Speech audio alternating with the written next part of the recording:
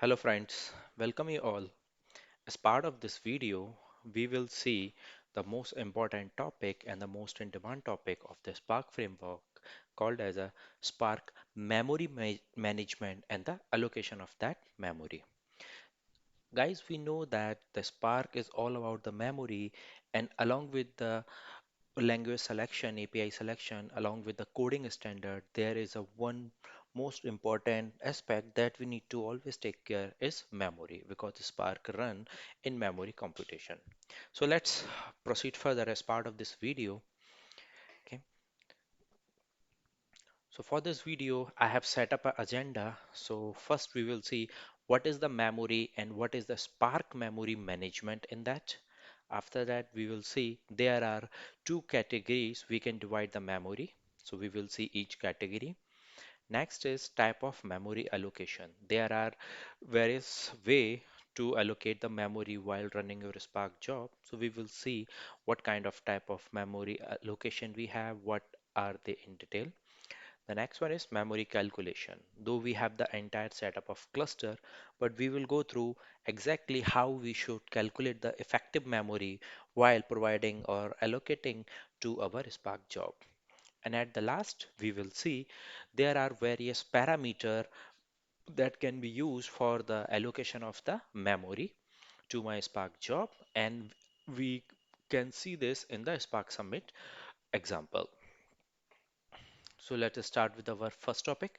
What is Spark memory management?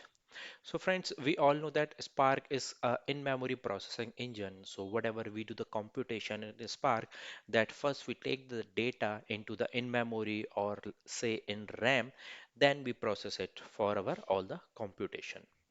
So this allocation or the uses of the memory play a vital role in the Spark job. Even though you have chosen a very good API, you have written a very good code, okay, optimized code, but if you have not allocated, if you have not uses your memory very effectively, then there is not a good job you can say. Okay, and that's why even if you wants to get a good performance in your Spark framework, then provocation of this memory, allocation of this memory is a really important topic in this. So as part of this memory management, this include actually two various aspect. One is at the time of processing of my job, okay, we are generating a lot of intermediate data. Okay, so during that data, during that in processing of the job, to store that intermediate data, we require some memory. Okay, first thing. Second, sometimes we also need to store the data, okay, for the processing. That can be by the broadcasting of my variable, caching, or the persisting of my variable. So these are the two aspects Spark is using the memory. So let's see the category. We have divided the category, we have categorized the Spark memory in these two factors. So first is the execution memory, second is the storage memory. So let's see them each. Let's see, the first is execution memory. So execution memory is the memory used to buffer intermediate result. So what exactly mean of this? Whenever users submit a Spark job, so there are multiple iteration of my job. Okay, so for that iteration, we created a lot of intermittent data. So that data need to buffer actually, okay, for the further processing. So that buffer storage we require, and that's sorted in some memory. Okay, this execution memory is for the short lives actually. Okay, the moment you are done with the processing, the moment your job is finished, you can release this memory because this execution memory is helpful or is used only for the intermediate data. Okay, let's understand let's understand this by one example. Suppose you are performing a task, sort operation. Okay, during the sort operation, you need to collect all the sorted data somewhere. Okay, all the intermediate data into the memory. Okay, before even you go finally for the complete sorted data. So that intermittent sorted data will be stored into your execution memory. Okay, so there are few more example of the execution memory. Like if we do computation operation, like any shuffle operation, let's say any join or any by key operation we do, any join operation we do, or let's say any aggregation, group by key and all we do, then we will require the execution memory in that. Coming to the next one, storage memory. So storage memory is all about reusing the data for the future or the further computation. So what does that mean? Sometimes what happen, we need a data that I wants to store that data for long purpose, or let's say for permanent into my RAM or in memory, so that if I need this data down the line in my code, or let's say in other application within the same session, then we can use this storage memory. And because this will really help to optimize the performance of my Spark job, because if the data is kept on the disk, then a lot of IO operation Spark have to do. But if I kept that data into the memory, in that case, we are really optimizing our jobs. So this storage memory is actually for the long lives, okay, where we are caching or persisting the data into the memory and we are using it further. Okay, so like broadcasting also is one of the example of this. So what is happening in storage memory? There is a term called LRU, least recently used. So what does that mean? Guys, definitely we have, there is a limitation of my storage memory. Okay, until if I'm keep storing my data onto that memory, until my memory limit cross, I'm storing the data onto memory itself. But let's say if my storage got filled, in that case, then we are not able to store the data into that in memory. Okay, so there is a term called LRU, or least recently used. Due to that aspect, whatever is the least recently used data, that will be storage to the, that will be spilled to the storage. Okay, and that data will be evicted from the cache memory. Okay, now next is type of memory allocation. Okay, so far we have seen we have two type of memory. One is the execution memory, second is the storage memory. The next is the memory allocation. While submitting your Spark job, we can see there are two type of memory allocation. One is the dynamic, second is the static. So let's understand the dynamic static allocation first. Okay, so what is static allocation? In a static allocation, resources value are given as part of the Spark submit command. So what does that mean? Whenever user submit the code of the Spark submit command, there are various parameters. So whatever the resources, let's say number of executor, driver memory, your executor memory, number of core, that you are predefined and giving as part of your Spark submit. So in static allocation, what happen? Whatever the CPU or whatever the memory you have given to that system or for the your application, okay, they will be kept reserved for your particular application, even though they are being really used or not, but they are reserved actually for your application. Okay, so what happened in the Spark? Spark will request the resources at the end of the job. Okay, once your job is completed, then it will release those resources. Okay, till that time in between, it will, you can say, lock the resources in between, even though we are not, even the my application is not using those resources. So what is the demerit of that? So we know that in our real-time production cluster, we are not running one, two job. There are hundreds of jobs we are running into our production cluster. So what happen in that case? There are multiple jobs are running on the same cluster. That's why each of the job will start fighting for the resources, right? So let's say they are fighting for the executors, the number of because we have a limited number of executor in the system, and each of the job will try to fetch the number of executor for the processing. Okay, so to overcome this problem, Spark come with a option called as a dynamic allocation of the memory. So let's go to the dynamic memory allocation. Let's see what it is. So in dynamic allocation, what happened? The value of the resources are picked up based on the requirement of my job and the data. So what can be the requirement? What is my data size? What kind of computation I'm applying, and what all the resources are needed for that particular computations that are picked up automatically from the cluster by the Spark job, okay, during the runtime. And once the job is finished, it will release it. So in this case, user don't have to give manual values to the of the resources while submitting the Spark job. Okay, automatically my system will calculate based on my data size, based on my computation, and it will pick the resources. Okay, so what is happening in that case?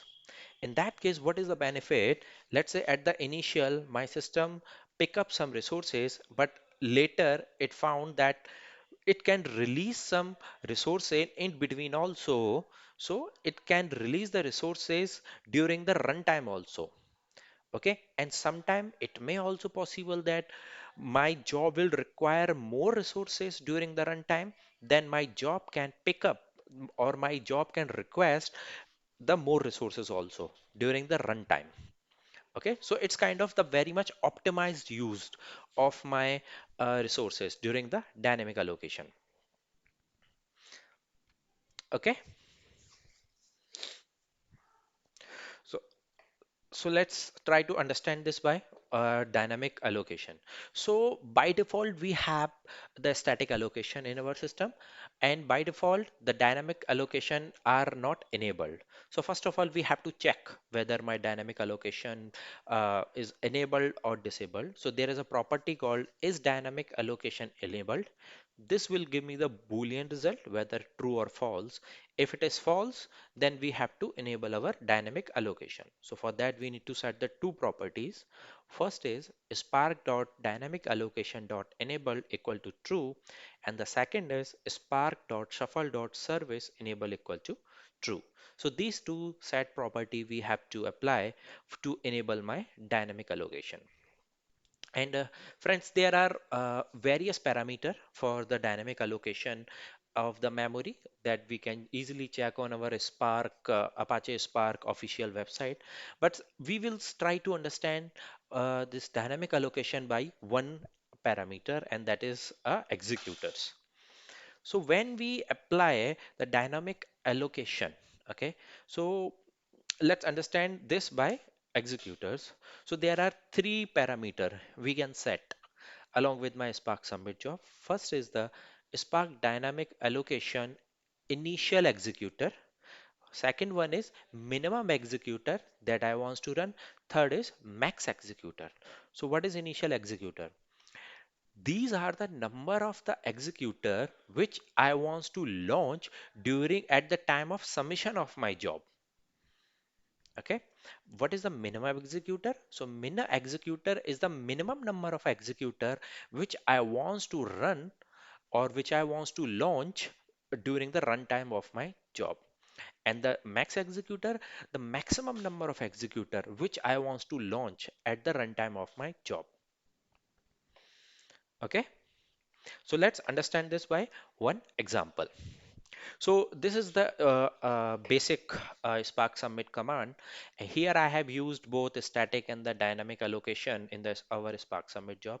So here you can see the Spark Submit. Here you can see Spark Submit hyphen master yarn cluster we have used, driver core given as a 2, driver memory given as a 2 GB, and the num executor I have given as a 10, executor core given as a 5, and executor memory given as a 4. After this, we can see there are three parameters: min executor, max executor, and the initial executor. Here I have defined min executor is equal to 5, max executor equal to 30, and initial executor equal to 10. So when I submit this job, when I submit this Spark command, so at the launch time, at the submit time, my Spark job will launch the 10 executor. Okay, but down the line during the runtime it found no, we require less number of executor. Okay, so it will go minimum 5 executor it will run. And sometime it during the runtime job decide my system decided this particular job need more number of resources, then it can go up to 30 number of executor. So between 5 to 30 my number of executor can be vary.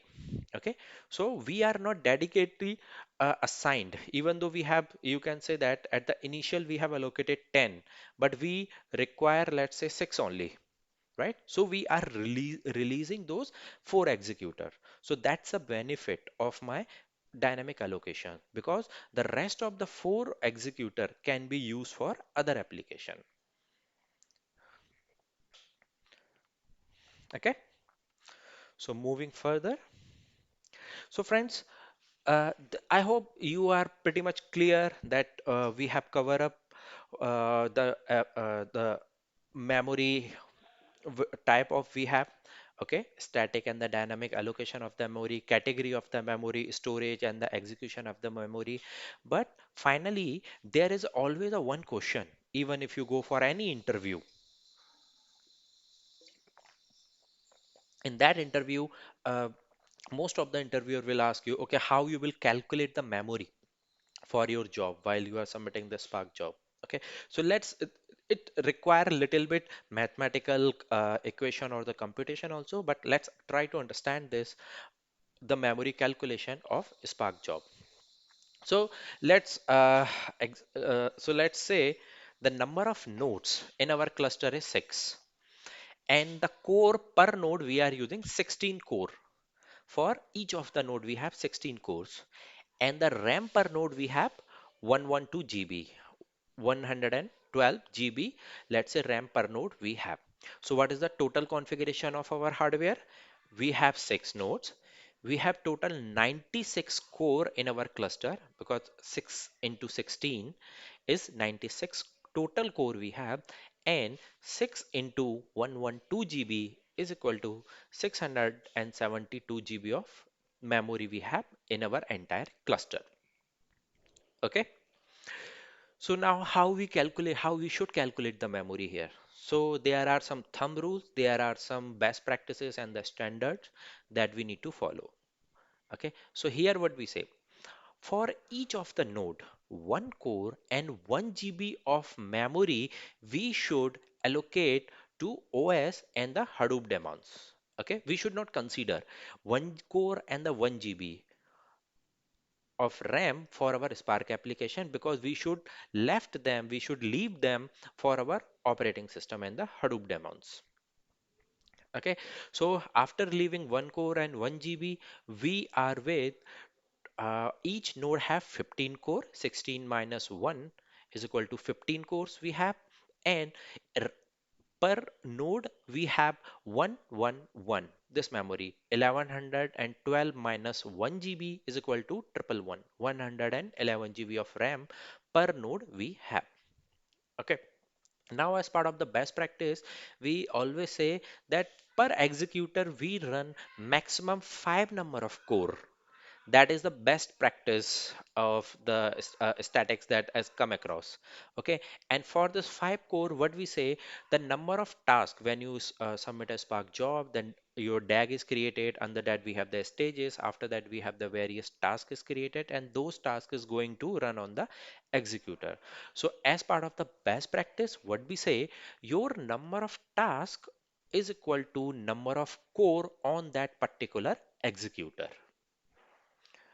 Okay, so now let's start calculating how many total number of executor we can have.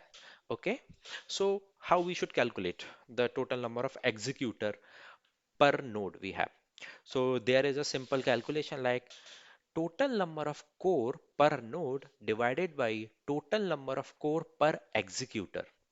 So here total number of core we have 15, because initially we have the 16 core, but we have left for one core for the OS, so we are remain with the 15 core per node. Now, as part of the best practice, we are saying each executor should run with 5 core. So 15 5 core. So let's divide it by number of core per executor is 5.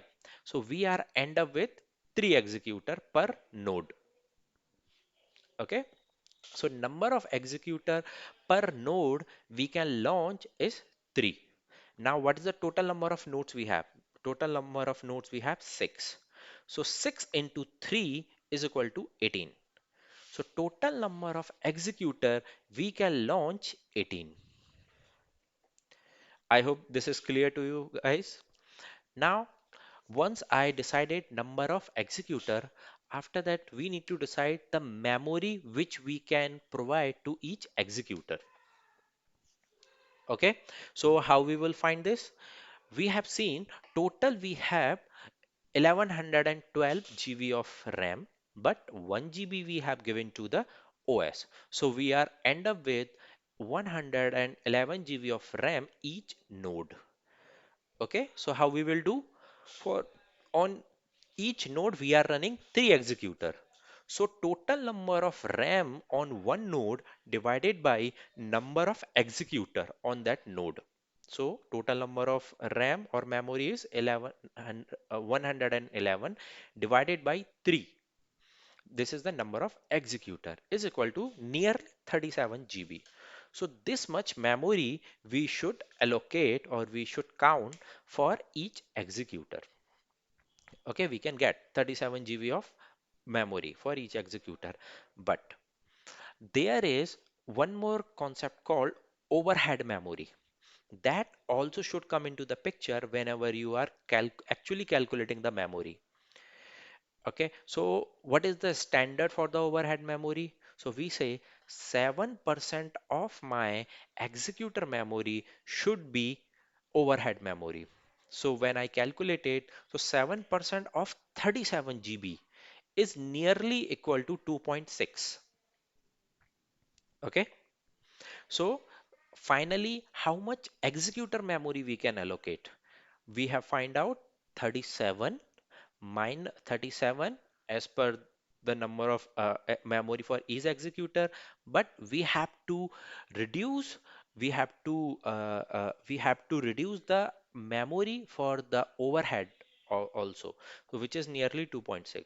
So 37 minus 2.6 is nearly equal to 34 GB. So this is the final memory which we can allocate for each executor. Okay, it's not the 37 GB. You have to minus overhead memory from the actual memory. Then we are then we can calculate the memory which we can allocate to the executors. Okay. So now so what is the final number? So final number is total number of executors are 18 we can have in our cluster, and for each executor we can have 34 GB of RAM, and we are running 5 core on our each executor. We are running 5 core, so total number of executor are 18, and for each executor we have a 34 GB of memory that we can allocate. So guys, this is the calculation, and we should calculate while submitting your Spark job, while deciding your number of executor, while deciding your executor memory. These are the little mathematical computation which come into the picture while deciding.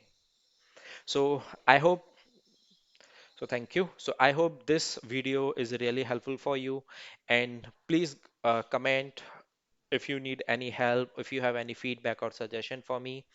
Okay, and I'm sure you will implement these all knowledge or the concept in your real world program, or it will help you for the learning also. Okay, thank you guys, thanks a lot for listening this video. Please like, share and subscribe. Thank